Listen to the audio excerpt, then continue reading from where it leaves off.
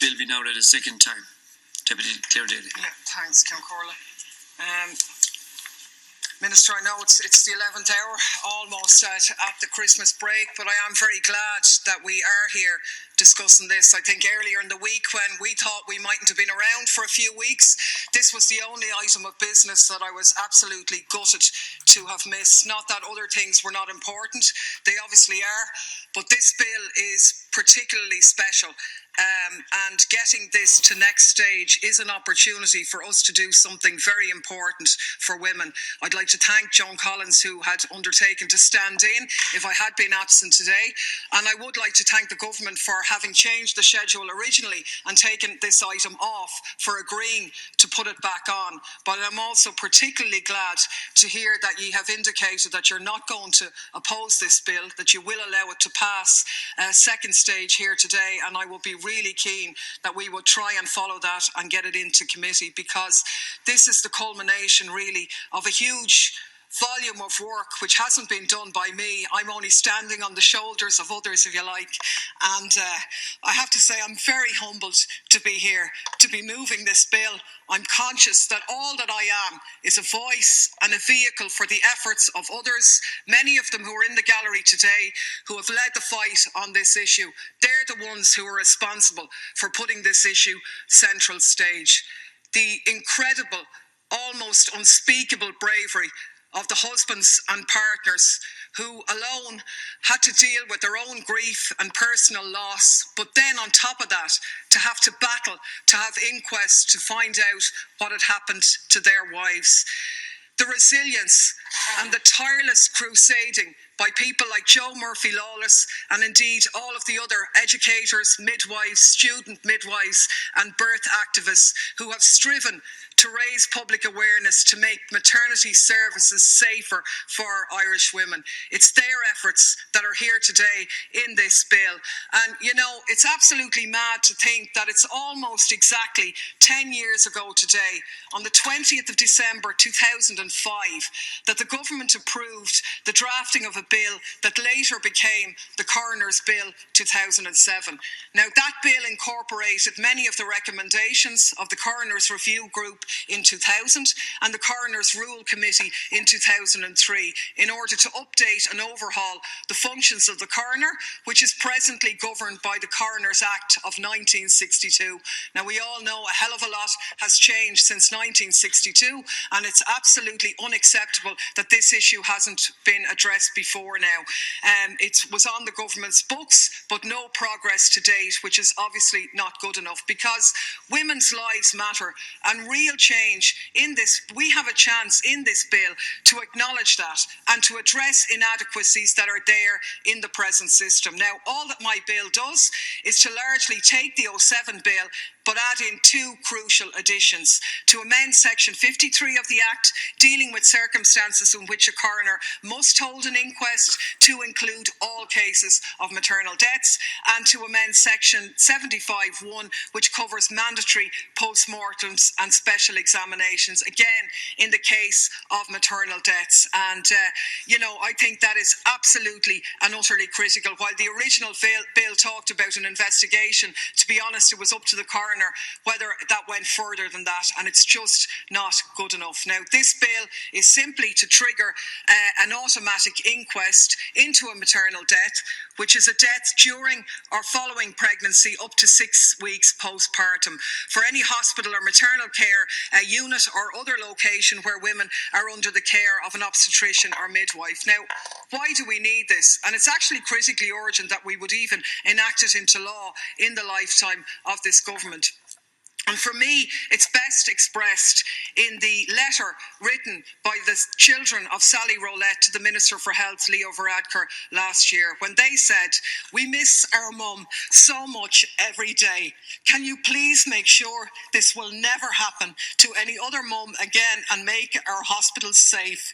We have to learn from these tragedies to help minimise and stop them occurring for others." Now, Sally's husband, Sean, and Michael Kivlahan, who lost his wife, Dara, days after the birth of their son, met Minister Varadkar earlier this year. But They have yet to see any of the promised improvements that they were told would be put in place. That's why this is urgent. Now, we're often told, and we hear a lot of talk about Ireland being one of the safest countries in the world to give birth.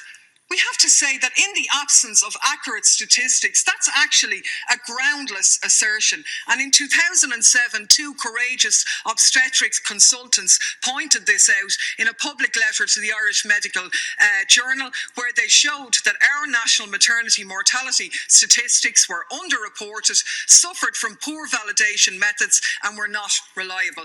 That's a fact. And we know also, of course, in 2007, that was the year in which Tanya McCabe lost her life, followed by Evelyn Flanagan later that year.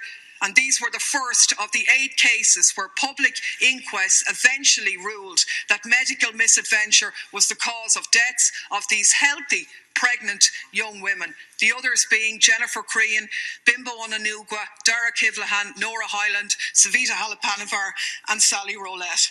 And, you know, we're here in their memory. We're here battling with their families, but also as people who never knew these women, to say this can't happen to other women in this year, 2015. It's just not good enough.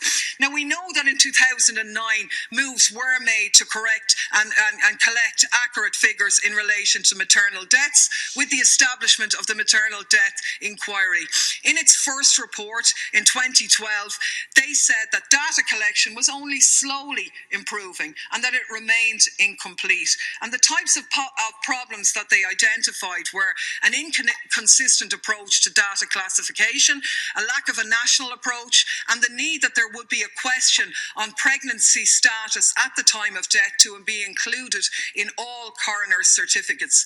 They also pointed out that there was incomplete engagement on behalf of many of the hospitals, particularly general hospitals with maternity units, and that one of the fears seemed to be that these institutions were fearful of litigation. And instead of being open and transparent and accountable to their patients, they instead ran for cover and went on the defensive when families sought to ask questions and have their concerns answered. And I think that was very well articulated by some of the interviews given by Sean Rowlett and Michael Kivlahan, where they talked about counteracting sort of more or less cover-ups when they need full disclosure, and while their wives can't be brought back, they want it being stopped for others. And they talked about the arrogance and the incompetence that they saw in our maternity services and how they had to battle for years to get inquests. Of course, we know that other people never got an inquest. Now, when I asked the Minister about this earlier in the year, she said she wasn't really keen on that because it could impose unnecessary further distress to the deceased family.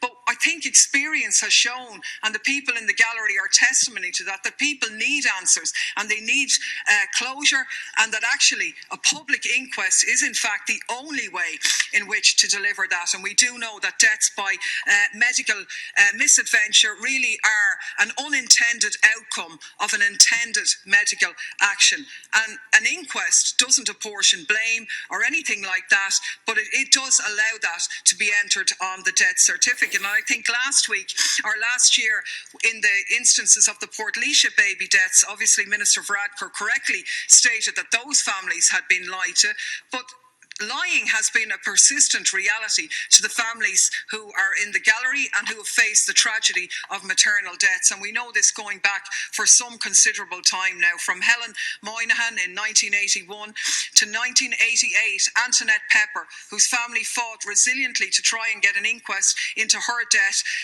They still haven't got it. And I am putting on the record now again the call for there to be an inquest into her death, because what all of the families share when they tried to get answers, they met well-defended and very partial explanations offered to them. Often they were told that there was going to be internal investigations. Don't worry about it. They had to fight for the inquests. They needed to know why women who were healthy women, who had come early and appropriately for antenatal care, who were fully in the care system, had died. That's what they wanted, and they wouldn't have got it without an inquest. Now, we know from the inquest into the deaths of these 8 women that vital information was withheld from families. We know that they were often not privy to the internal investigations and reports until HSE was ordered to produce them by coroners in public hearings. We know that hospitals and the HSE, that although they said they would issue changes and change guidance and protocols to deal with similar events in the future, they did not do so. They did not comply with them, and they didn't carry them fully through. Now, that's a shocking thing to have to say, because, and I'm not in any way saying it lightly, if the HSE recommendations issued on foot of the inquest following Tanya McCabe's death had been made enforceable national policy, then Savita Halappanavar may not have died. It is also the case in the death of Dara Kivlahan. And if Dara Kivlahan's inquest had not been obstructed and delayed for 4 years from when she died in 2010 to the inquest in 2014, Sally Roulette, who died in 2013 in the same hospital from the same failure, may not have died either. This is an incredible thing to say about a health service in 2015, but I believe that it's true, and I believe that that's why it's critically important that not only do we allow this pass today, but that we get it through committee and begin to make it operational, because the Irish Maternal Death Inquiry Team released its latest briefing document this week, and between 2011 and 2013 there were a total of 27 maternal deaths occurring during or within 42 days of pregnancy. Now, we had people interested in the death of 88 Gardaí in the history of the state, which indeed is significant, but 27 maternal deaths in a 3-year period, 2-year period, that's much more dramatic as far as I'm concerned. And of those deaths, 7 were classified from direct causes. Of those 7, only 3 had inquests. And knowing what we know now from the inquest which did take place about the lack of care, about the lack of appropriate and timely diagnosis and care, we needed those other 4 inquests into the deaths interrogated, and that could only really properly be done through the idea of an automatic public inquest. We actually have 2 to 3 maternal deaths of all categories in Ireland every year. That's a phenomenal figure to my mind. We need to know in full why it has happened, what lies behind the deaths. We can't rely on confidential inquiries because hospitals and the HSE hide behind inquiries. Fact. We know that as a situation. The only way in which to get transparency is accountability.